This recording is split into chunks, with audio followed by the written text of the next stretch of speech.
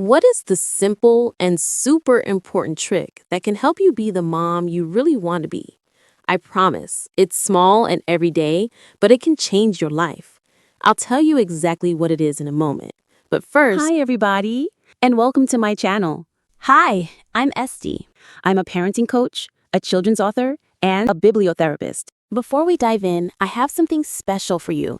It's my ebook, How to Heal Children's Trauma Through Stories.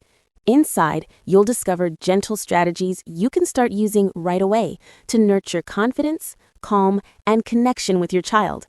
The link is right below this video. In the last videos, we talked about the first of the 5 self-needs of a child: admiration and appreciation. How to show real joyful recognition for your child. How to give the right kind of encouragement. What to do when your child has challenges or learning difficulties. If you missed those, go watch them. They are the base for everything we're building here. Now, in today's video, we will focus not on the kids, but on you. Today, we reach the most important parts. Not your child's self-esteem, your self-esteem. Yes, yours. It's easy to think about the kids first, what they need, how they feel, where they do well, and where they struggle. But what about you? Do you ever stop and notice how much you do? Do you value yourself for getting up every morning, again and again, even when you are tired or stressed, and starting a new day with your whole heart? Do you see your efforts, also the ones no one else sees? Do you notice yourself when you get up at night for a crying child, even when you have no energy? Do you notice yourself when you make a simple dinner, maybe not perfect, but it warms your kids' hearts? Do you give yourself credit for the small smile, the quick, gentle touch, the patience you found when you thought you had none left? Or do you mostly judge yourself? Do you hear an inner voice saying, "It's not enough. I don't do enough. I'm not like that mom who does everything. I'm not who I want it to be"? How many times do we erase our own wins? How many times do we think about the to-do list we didn't finish and forget the many good things we did do? One personal question. If your best friend spoke to herself like you speak to yourself, what would you say to her? Would you let her talk that way? Or would you stop her and say, "Wait, look at what you did do. Look at what worked. Don't you see how wonderful you are?" Think about it. Why do we give our kids kind words, hugs, and praise, but give ourselves only criticism and not enough? Why this matters so much. Self-esteem is not a luxury. It's not a bonus for people who have extra time to think about themselves. It's the base. If we want to truly shape our kids' healthy self-image, it must start inside us. You can't give what you don't have.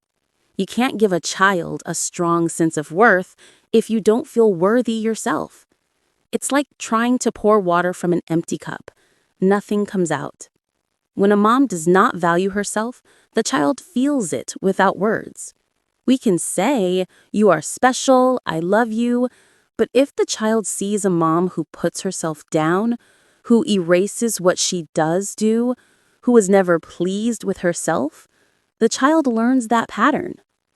But when a mom practices self-appreciation, even in small ways, she becomes a living model. The child learns by watching her eyes how a person looks when they are okay with themselves.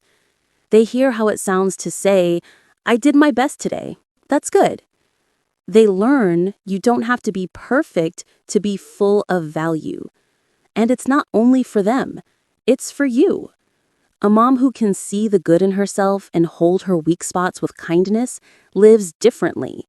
She wakes with more energy, she faces challenges with less fear, she answers with gentleness instead of anger because inside she's not busy beating herself up.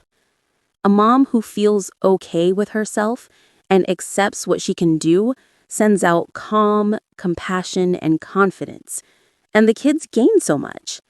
They get a mom who is not only caring for them, but also showing them how to live. A model of a woman who respects herself, values herself, and knows that worth is not only results, it's also effort and heart. How do we do this? It's simple, just like with the kids. When a child reads one short sentence and struggles, we still cheer, "Great job! You read a whole sentence." Our hearts get big.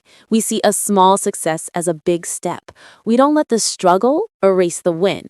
But when we run a whole busy day, work, home, kids, laundry, groceries, and still find a moment for a hug or kind word, what do we tell ourselves?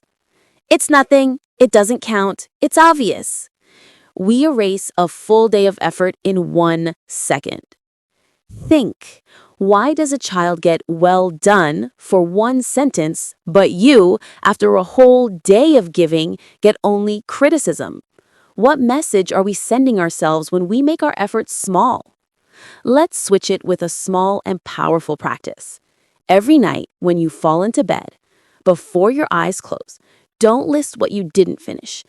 Don't let the unfinished to-do list control your inner story. Instead, ask yourself, where today was I the person I want to be? Where did I touch my true self? It might look small, but it's big in real life. A moment when you listened with patience to your child's long, long story. 1 minute when you smiled instead of snapping, even though you were so tired. A tiny action that showed your values, saying thank you, cheering someone on, or giving a soft hand pat at bedtime.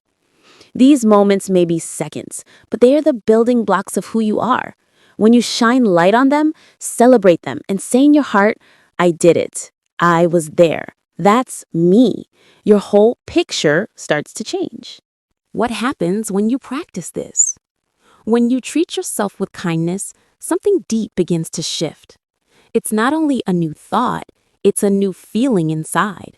It's like opening a window in your heart and letting in fresh, clean air. At first, it seems small, almost hidden, but slowly you notice. Less pressure inside, more patience with the kids, softer reactions in moments where you used to explode. Good behaviors grow without forcing it. When you feel good inside, it's natural to act good outside. Your heart opens wider. Constant worry and "I failed" begin to move aside for quiet calm. In everyday moments, cooking, walking to the store, bedtime, you notice you smile more, you breathe deeper, and you are truly present with your kids, not racing ahead or drowning in self-criticism. The light flows, and your kids feel it. They may not have the words, but they know exactly what's happening. They feel a new mood at home. Your hugs feel warmer. Your eyes look calmer. When they make mistakes, you judge them less, just like you learn to judge yourself less. The more you see yourself with kind eyes, the more they learn to see themselves with kind eyes. They absorb it without a speech. They learn, even if I wasn't perfect today, even if I messed up, I'm still worthy. I'm still loved. This is the biggest gift. You don't only change yourself, you give your children a lifelong treasure, a strong, healthy, growing self-image. Now I want to share with you some everyday example. Let's take a young mom. She wants to be present, really there for her kids. She dreams of sitting on the floor with them, singing, building with blocks, reading stories without checking the time. But real life? She gets off work at 3:30, picks up the kids from daycare, answers a call from her boss, and already thinks about dinner. Her heart squeezes. She feels she's always missing out. Scenario 1. Guilt. In this path, guilt takes over. My poor kids. I'm not there for them. I'm not the mom I plan to be. They're growing up and time is slipping away. Her body tightens. Her breath gets shallow. Her eyes feel heavy. Even the little time she does have with them feels lost to the guilt story. She walks in the house frustrated and low on patience. Every little question feels too much. The kids feel it. Mom is edgy, short, not really available. Her hug is less full. Her smile doesn't reach her eyes. Inside, she says, "See, I missed it again. I'm not the mom I wanted to be." Guilt feeds anger. Anger feeds more guilt. A loop. Scenario 2. Focus on the good. Same mom, same day. On the way to daycare, she feels the guilt rising, and she stops. She closes her eyes for 1 second, takes a deep breath, and says to herself, "True, I don't have 2 hours to paint with them today. That's my life right now.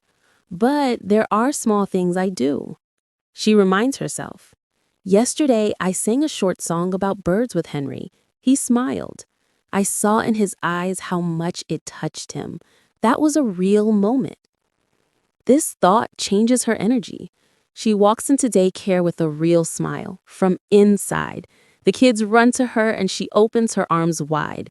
What they feel is, "Mom waited for us. Mom is happy to see us." Later at home, there may be tough moments. Of course, that's normal. But that look, that hug, that tiny song, those sink deep into their hearts. These small moments are the ones that become their true childhood memories. I can tell you from my own life, kids remember these moments. Even when we think everything slipped, that we missed it, that they didn't get enough from us, they often carry those small moments we thought didn't count. My married daughters once told me something I'll never forget. "Mom, I want to be like you. I remember how you sat with us at night, sang songs, and talked to us." I was shocked. All those years, I felt there was never enough time, that I was always rushing, always behind my dream. I thought work and errands stole the time. I thought that when I sang at bedtime, I was stressed.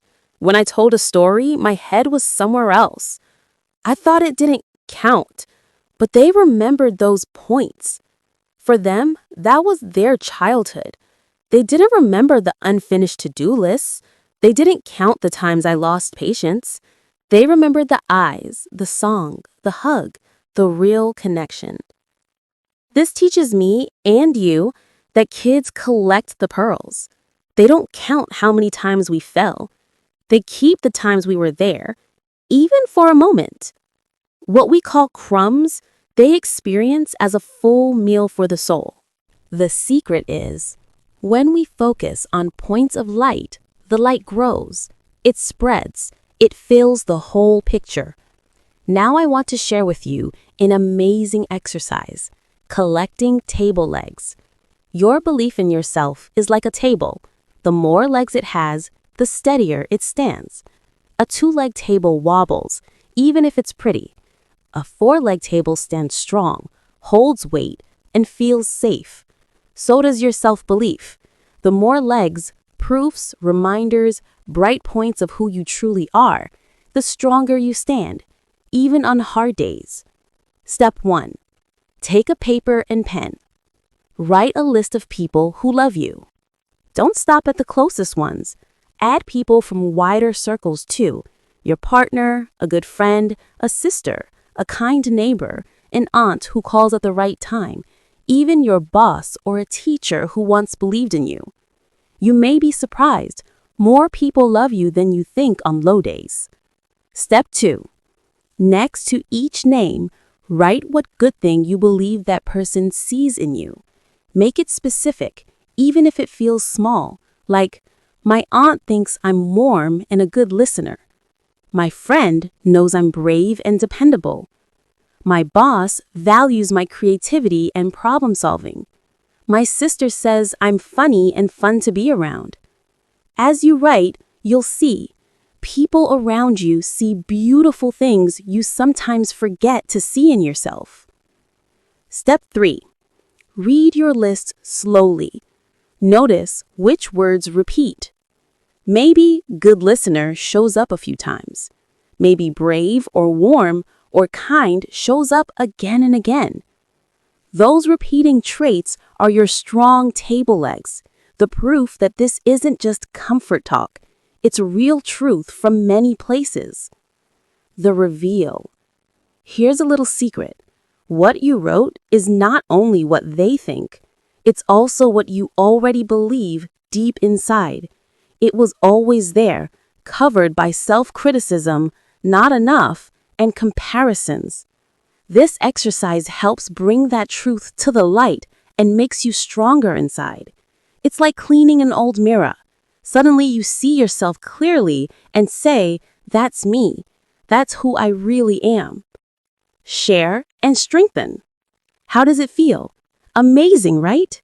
This list isn't just homework. It's a tool you can use anytime the "I'm not enough" voice shows up.